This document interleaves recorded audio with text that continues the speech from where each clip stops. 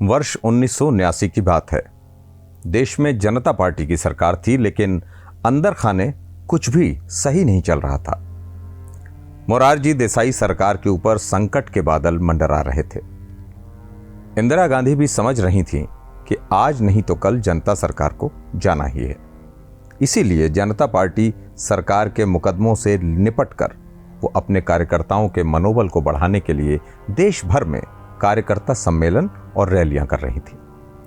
इसी तारतम्य में वो 4 अप्रैल 1979 को एक कार्यकर्ता सम्मेलन में भाग लेने के लिए रीवा आई। लेकिन पूर्व प्रधानमंत्री का यहां आने का उद्देश्य केवल कार्यकर्ता सम्मेलन नहीं था, बल्कि अपने कार्यकर्ता को श्रद्धांजलि अर्पित करने उसके घर भी जाना था। इसीलिए उनका काफिला रीवा से करीब 17 किलोमीटर दूर बेला के नजदीक केमार गांव की तरफ जा रहा था। केमार था तो एक छोटा सा गांव, लेकिन बहुत खास था क्योंकि यह शत्रुघ्न सिंह तिवारी का गांव था।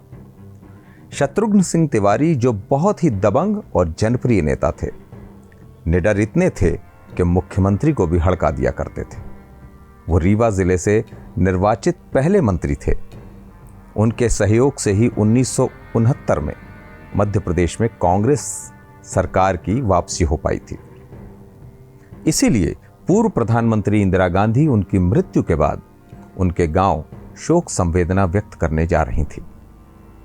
तो हमारे खास सेगमेंट शख्सियत विंध्य की में आज बात शत्रुघ्न सिंह तिवारी की, जिनके राजनीतिक प्रभाव और रुतबे के बारे में विंध्य की युवा पीढ़ी शायद ही जानती हो।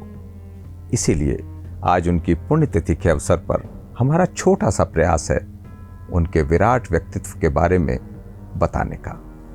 शत्रुघ्न सिंह तिवारी का जन्म 15 जुलाई 1926 को चौरमारी के प्रतिष्ठित अधरजिया तिवारी परिवार में हुआ था। हालांकि कुछ स्रोतों में उनका जन्म 11 अगस्त 1927 को होना भी मिलता है।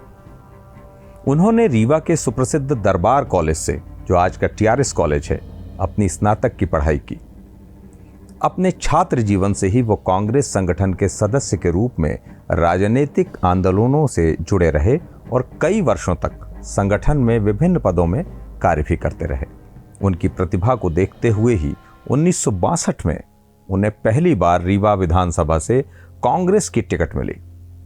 तब वो डॉक्टर राम मनोहर लोहिया के वैचारिक उत्तराधिकारी माने जाने वाले रीवा के दिग्गज समाजवादी नेता जगदीश चंद्र जोशी को हराकर विधानसभा पहुंचे थे। इस घटना के बाद ही वो कांग्रेस के केंद्रीय नेतृत्व की नजरों में आए और 1963 में वो BR मंडलोई की सरकार में स्वायत्त शासन के उप मंत्री बने।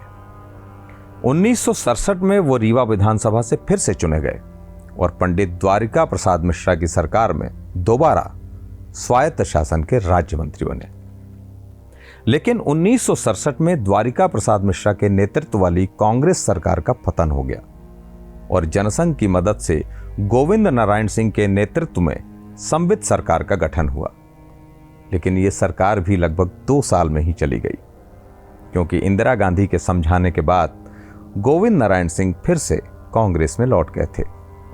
हालांकि राजा नरेश चंद्र सिंह के नेतृत्व में संवित सरकार के गठन का पुनः प्रयास किया गया, लेकिन यह सरकार भी महज 13 दिनों में चली गई। इसके बाद 26 मार्च 1969 को मध्य प्रदेश में कांग्रेस की सरकार फिर से बनी और श्यामाचरण शुक्ला मध्य प्रदेश के मुख्यमंत्री बने। उन्होंने शत्रुघ्न सिंह तिवारी को अपने कैबिनेट में वन, खनिज, प्राकृतिक संसाधन और लोक स्वास्थ्य यांत्रिकी का कैबिनेट मंत्री बनाया। तब तिवारी सरकार में अघोषित रूप से दूसरे नंबर पर थे और वो श्यामाचरण शुक्ला के रथ के सारथी जैसे थे, क्योंकि संवित सरकार के पतन और कांग्रेस सरकार के गठन में शत्रुघ्न सिंह तिवारी की सक्रिय भूमिका थी। वे बेहद स्पष्टवादी थे, इतने कि अगर मुख्यमंत्री श्यामाचरण शुक्ल की बात उनको पसंद नहीं आती थी तो वो खरा खरा बोलने में जरा भी नहीं चूकते थे। उनके इसी निडर व्यक्तित्व से जुड़ा आपातकाल के समय का एक किस्सा वर्तमान गुड़ विधायक नागेंद्र सिंह जी ने हमें बताया। तब वह रीवा के नगर पालिका अध्यक्ष हुआ करते थे और शत्रुघ्न सिंह तिवारी के माध्यम से भोपाल किसी काम से मुख्यमंत्री श्यामाचरण शुक्ल से मिलने गए थे। मुलाकात के दौरान ही श्री तिवारी मुख्यमंत्री के व्यवहार से नाराज हो गए और उन्हें खरी खरी सुना दी। इमरजेंसी का ज़माना था और मैं उन दिनों रीवा नगर पालिका हुआ करती थी, अब नगर निगम हो गया है। मैं रीवा नगर निगम का उस समय नगर पालिका का अध्यक्ष हुआ करता था और अध्यक्ष मेरे बनने की जो प्रक्रिया हुई थी वो कांग्रेस के नेता थे, यहाँ और भी पार्टियां थी, लेकिन हम इंडिपेंडेंट रूप में अध्यक्ष बने थे, निर्दलीय, उन लोगों के विरोध के बावजूद भी। राजनीतिक विरोध हम लोगों का था, लेकिन उनके व्यक्तित्व के, बड़े व्यक्तित्व की झलक इसी से मिलती है कि इमरजेंसी के दौरान एक दिन मैंने साहस किया और मैं उनके पास गया, क्योंकि हमारे मित्र और हमारे साथ रहे पार्षद कुंवर नरेंद्र सिंह ताला हाउस वाले, जो कि अपने ज़माने के सर्वश्रेष्ठ ऑलराउंडर्स और सबसे बड़े खिलाड़ी थे और महान व्यक्तित्व के धनी थे, उनके पिताजी को और उनके छोटे भाई को मीसा में निरुद्ध कर दिया गया था, जेल में थे। तो मैं उनसे पास गया, हमने कहा कि मैंने उनसे रिक्वेस्ट किया तिवारी जी से कि उन्होंने वैसे तो कहा जब मैं पहुंचा, आओ आओ भाई बहादुर, तुमने तो हम लोगों को हरा के अध्यक्ष बन गए हो, आओ बैठो। बैठे, उन्होंने चाय बुलवाई और बहुत से लोग बैठे थे। कहो, तो हमने कहा थोड़ा अलग बात करनी थी। कहीं कोई बात नहीं, जो मन हो कहो। तो हमने कहा ऐसा कुछ नहीं है, ये ऐसा कुंवर साहब ताला मोहम्मद सिंह जी और उनके छोटे बेटे को मीसा में निरुद्ध किया गया है, जबकि उनकी कोई एंटी नेशनल एक्टिविटीज़ नहीं थी, राष्ट्र विरोधी या कि कांग्रेस विरोधी एक्टिविटीज उनकी कोई नहीं थी। उन्होंने कहा कि मैं जानता हूँ, लेकिन इस समय तो बड़ा मुश्किल है ये सब काम, मैं कोशिश करूँगा, आप भोपाल आ जाओ।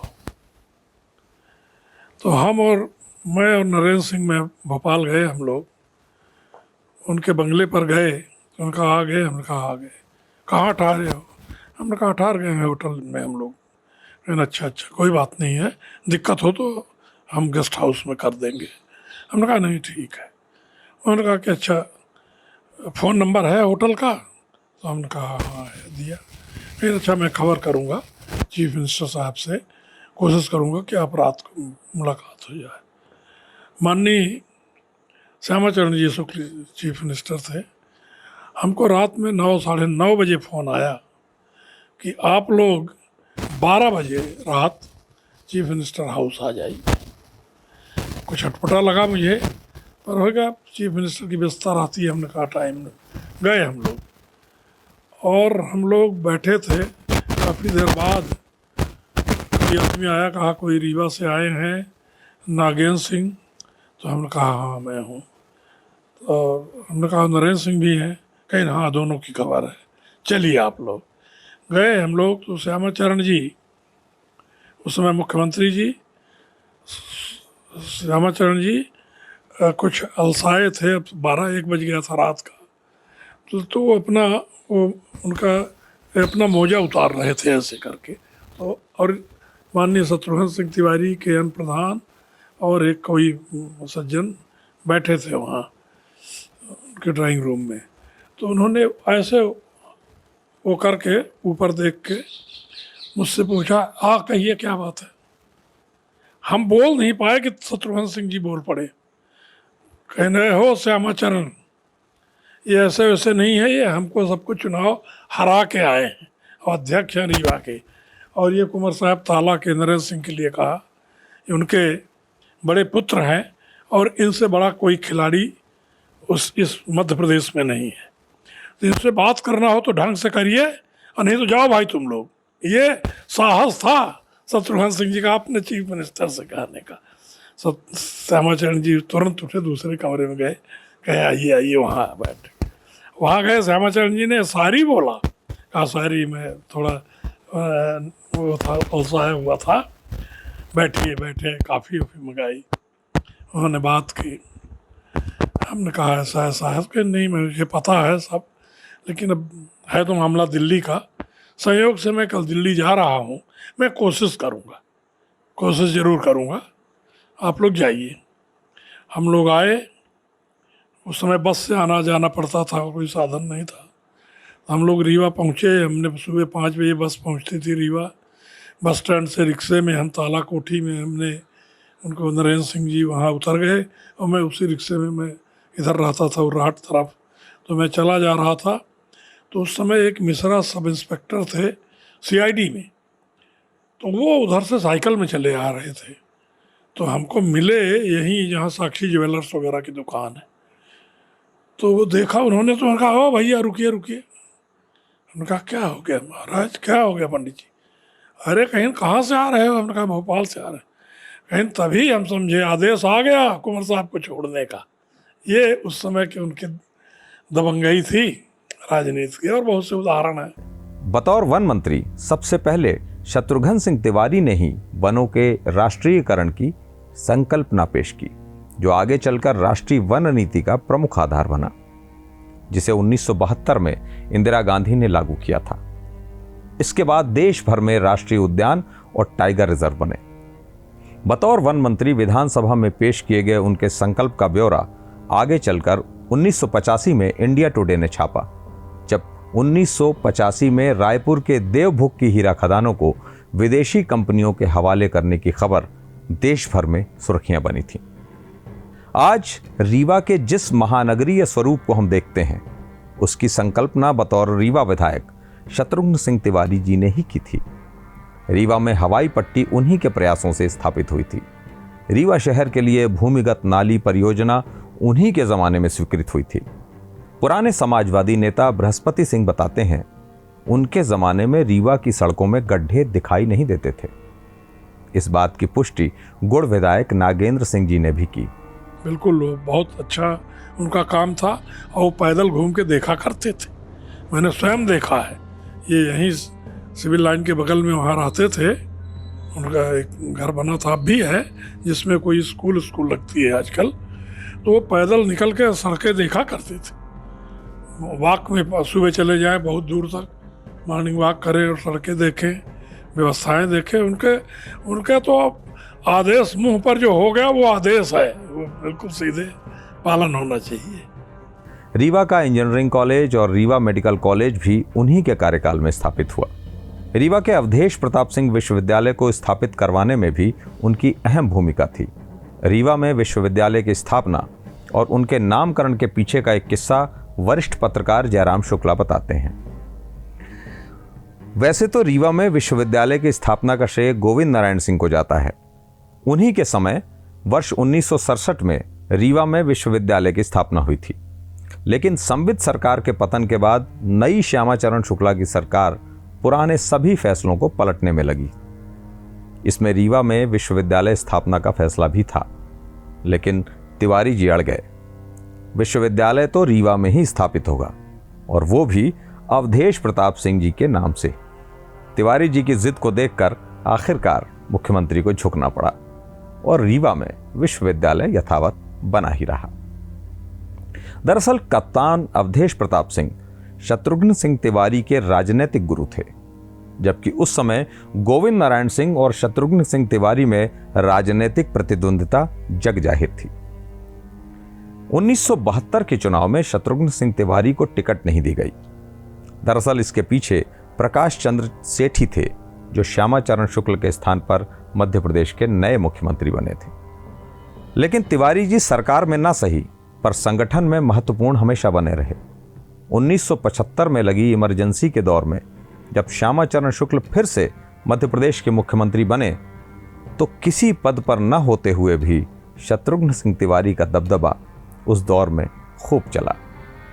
हालांकि भले ही उनको 1972 में टिकट न मिली हो, लेकिन उनके बड़े पुत्र श्रुतिसेन सिंह तिवारी को रामपुर बघेलान से टिकट ऑफर की गई थी।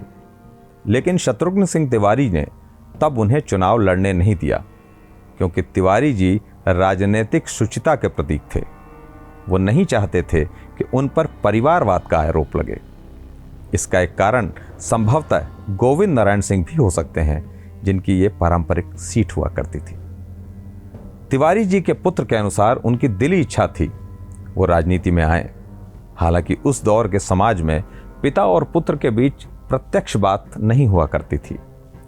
तिवारी जी के पारिवारिक और सार्वजनिक जीवन के बारे में हमने उनके बड़े बेटे से जानने की कोशिश की। नहीं, संकोच वाला तो था। ये नहीं मालूम होता था कि वो हमारे प्रति क्या चाहते हैं, राजनीति में ले आना चाहते हैं कि नहीं ले आना चाहते, ये को हमें नहीं मालूम। एक बार की बकाया है कि वो 72 में टिकट द्वारका प्रसाद मिश्र के गुटबाजी की वजह से इनको नहीं मिल पाया। मुझे मालूम हो गया था कि इनको टिकट नहीं मिलेगा। मैंने रामपुर में टिकट के लिए अप्लाई कर दिया भारतीय राष्ट्रीय कांग्रेस।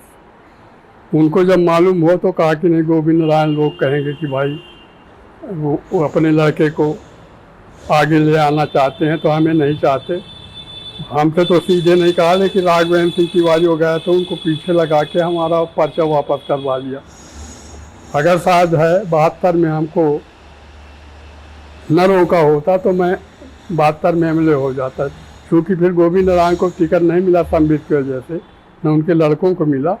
फिर कांग्रेस भी वहाँ चुनाव नहीं लड़ी, निर्दलीय हो गया पूरा। पहले क्या होता था, एक जिले में दो चुनाव होते थे 2 बार। पहले हो गया मऊगंज और उधर मनियामा साइड में, वहाँ चुनाव हुआ। फिर के बाद रीवा में था, गुड़ में था। तो उधर के ये सिमरी नवाज तिवारी और ये अच्युतानंद मिश्र वगैरह सब यहाँ अटैक बोल दिया उस रात में, और ज्ञानेंद्र सिंह खड़े हुए थे इनके विरुद्ध। तो फिर 3-4 हज़ार वोट से वो हार गए। क्योंकि ये सख्त नेता थे और तो इनको सब हराने की कोशिश करते थे कि ये डाउन हो जाए, इसलिए सब लोग इकट्ठा इनके ऊपर अटैक बोलते थे। 1977 में आपातकाल हटने के बाद देश भर में फिर से चुनाव हुए। तिवारी जी को रीवा विधानसभा सीट से कांग्रेस ने अपना उम्मीदवार बनाया, पर जनता पार्टी की लहर में वे चुनाव हार गए। इसके साथ ही उस चुनाव में रीवा जिले के कई नेता और क्षत्रप, जो एक दूसरे के धुर विरोधी थे, तिवारी जी के विरुद्ध एकजुट हो गए। दरअसल इसका कारण यह भी था कि उस दौर के विंध्य में कोई भी कांग्रेसी नेता उनसे ज्यादा प्रभावशाली नहीं था, और यहां किसी भी नेता की उनके सामने नहीं चलती थी। शत्रुघ्न सिंह तिवारी के प्रभावशाली व्यक्तित्व और वो 77 में चुनाव क्यों हारे, इस बारे में हमने उस समय के समाजवादी राजनीतिक पृष्ठभूमि के कार्यकर्ता बृहस्पति सिंह जी से भी जानने की कोशिश की। शत्रुघ्न सिंह तिवारी यहाँ के एक अक्खड़ और प्रभावशाली नेता थे, जिनकी अधिकारियों और कर्मचारियों में पकड़ थी, बहुत प्रभाव। हमने बताया ना कि वो अक्खड़ समझते हैं ना, अक्खड़ और प्रभावशाली व्यक्ति थे। आपातकाल में जिसको चाहा है उन्होंने से जेल से भी छुड़ा लिया है। तो इसलिए आपातकाल में शत्रुघ्न सिंह का ही यहाँ चलता था, दूसरे का नहीं चलता था। श्रीनिवास तिवारी वगैरह का बिल्कुल नहीं चलता था। अब ये कहना नहीं चाहिए, पर ब्राह्मणों के नेता शत्रुघ्न सिंह यहाँ जब तक थे तो ब्राह्मणों के एकमात्र नेता थे, और ब्राह्मण यहाँ प्रभावशाली वर्ग है आज भी। हाँ, खुद के लोगों ने विरोध में काम किया, इसलिए किसी का कुछ चलता ही नहीं था। शत्रुघ्न सिंह के आगे बताया ना कि वो अक्खड़ नेता थे, प्रभावशाली थे। तो यहाँ सोशलिस्टों का जगदीश जोशी के बहुत खास थे ज्ञानेंद्र सिंह, और जगदीश जोशी और श्रीनिवास तिवारी ने ज्ञानेंद्र सिंह को चुनाव लड़ा दिया। शत्रुघ्न सिंह हार गए। तो उसके पहले से न झगड़ा चल रहा था कांग्रेस में। मोहन प्रसाद गुड़ से विधायक थे, पर नहीं चलता था न किसी विधायक का न किसी नेता का। गोविंद नारायण सिंह का चलता था। तो चूंकि गोविंद नारायण सिंह संबित में अलग हो चुके थे तो उनका कांग्रेस में प्रभाव कम हो गया था। वैसे देखा जाए तो शत्रुघ्न सिंह भौगोलिक रूप से रीवा के नहीं थे, बल्कि सतना जिले के थे, लेकिन उनकी कर्मभूमि रीवा थी और विधायक वो रीवा खास से बनते थे। ये उनका राजनीतिक प्रभाव ही था। तिवारी जी चुनाव भले ही हार गए हों, लेकिन उनका दबंग मिजाज नहीं हारा। लेकिन नियति जो ना करे, 18 जुलाई 1978 को हृदयाघात से उनकी मृत्यु हो गई, और इस तरह विंध्य की राजनीति का सूरज दोपहरी में ही अस्त हो गया। बतौर वरिष्ठ पत्रकार जयराम शुक्ला, तिवारी जी विंध्य की राजनीति में दोपहरिया के सूर्य थे, क्योंकि उनका देहांत महज 52 बरस की उम्र में हो गया था। उस समय विंध्य की राजनीति में अवधेश प्रताप सिंह और शंभुनाथ शुक्ला के बाद विंध्य के सबसे बड़े और प्रभावशाली नेता शत्रुघ्न सिंह तिवारी ही थे, जिनकी आभा की गूंज भोपाल ही नहीं दिल्ली तक सुनाई देती थी। इसी का परिणाम था कि उनके निधन के बाद देश की पूर्व प्रधानमंत्री इंदिरा गांधी उन्हें श्रद्धांजलि अर्पित करने उनके गांव तक गई थीं। वहां जाकर श्रीमती गांधी उनकी पत्नी और परिजनों से मिली और कुछ समय तक उनके परिवार के साथ रहीं। इंदिरा जी के इस दौरे के बारे में शत्रुघ्न सिंह तिवारी की पुत्री राजकुमारी सिंह दुबे से हमने बात की।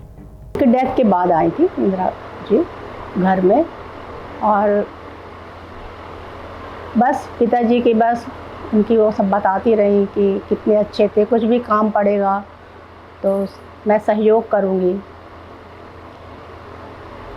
यही सब इंदिरा जी बोलती रही। परिवार के लिए सांत्वना दिया और हाथ फेरा। मुझे भी बहुत कुछ उनसे मिला, इंदिरा जी से। नहीं, वो पढ़ाई के मामले में कहते थे कि जितना भी पढ़ना चाहो, शिक्षा लेनी है और नौकरी करो या ना करो, गृहस्थ जीवन में पढ़ाई बहुत ज़रूरी है, और जितना भी पढ़ना चाहे वो पढ़ाते थे। पूरे परिवार के लिए वो थे, अपने बच्चों के लिए तो थे, लेकिन कभी शो नहीं करते थे कि मैं केवल अपने बच्चों के लिए ही करता हूँ, पूरे परिवार के लिए ही करते थे।